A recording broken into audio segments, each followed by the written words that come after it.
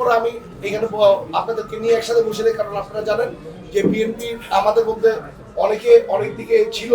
আজকে আমরা যেমন সবাই ঐক্যবদ্ধ বলতে আমরা বিএনপিকে রান করতেছি, ঠিক এইভাবে করে এর জন্য আপনাদেরকেও সবাইকে নিয়ে আসছি, কারণ আপনাদের মধ্যে কেউ যদি অন্য দিকেও যদি কেউ থাকতে পারতেন অথবা এটা থাকতে পারতেন, সেটা হলো আপনাদের ইন্ডিভিজুয়াল ব্যাপার।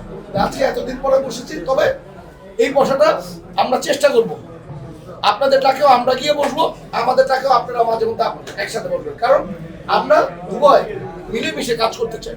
আমরা সকলে মিলেমিশে রূপগঞ্জটাকে একটা স্বপ্নের রূপগঞ্জ করতে চাই। আপনারা দৃঢ় বিশ্বাস আমার, প্রতিটা মানুষ আমরা চাই আমাদের নতুন জেনারেশনের জন্য, যে আপকামিং যে জেনারেশনটা আছে, আপকামিং জেনারেশনটার জন্য একটি স্বপ্নের রূপগঞ্জ রেখে যাব। আপকামিং জেনারেশনের জন্য যে রূপগঞ্জটাকে দেখে সবাই যাতে চিন্তা করে যে এরকম একটা রূপগঞ্জে আমার এসে বাসা থাকতে হবে, এই ধরনের একটা রূপগঞ্জ দেখতে চাই। আজকে আসেন রূপগঞ্জে আপনার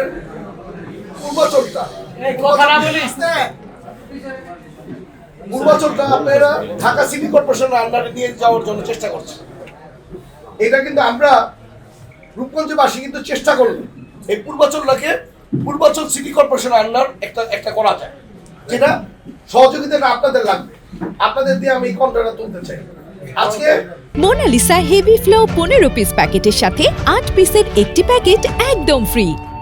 ঢাকা উত্তর দক্ষিণে যেই টাকার বাজার হয়, আমি বলবো একই টাকার বাজেট যাতে আমার রূপগঞ্জে দেয়। আর রূপগঞ্জটা আবাসিকের জন্য পূর্বাচল হিসাব করলে এখানে আপনার আর্মি হাউজিং আছে, এখানে বিভিন্ন হাউজিং এর মাধ্যমে যেই অবস্থায় চলে গেছে রূপগঞ্জে থাকার জন্য, আবাসনের জন্য, প্লাস হলো ইন্ডাস্ট্রিয়াল জোন।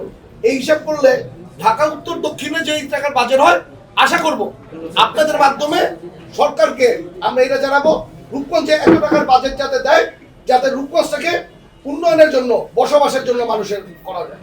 আজকে আপনারা দেখেন তারাবো পৌরসভাকে এই ক্যাটাগরির একটা পৌরসভা করা হয়েছে। এই ক্যাটাগরির পৌরসভাতে আমাদের সোডিয়াম লাইট থাকার কথা, রাস্তা স্ট্রিট লাইট থাকার কথা, ড্রেনের উন্নত ব্যবস্থা থাকার কথা, কিন্তু রূপগঞ্জের ভিতরে সবচেয়ে খারাপ অবস্থা রয়ে গেছে তারাবো পৌরসভা। আসলে আপনার স্বাস্থ্যের ব্যবস্থা, একটা স্বাস্থ্যের একটা হেলথ কমপ্লেক্স আছে রূপগঞ্জে, যেটা সরকারি হসপিটাল। এই সরকারি হসপিটালে শুধু যাচ্ছে কারো কোনো মামলার প্রয়োজন হলে ওই সার্টিফিকেশন শুধু সরকারি হসপিটালে যাচ্ছে, কারো কোনো চিকিৎসার জন্য হসপিটালে যাচ্ছে।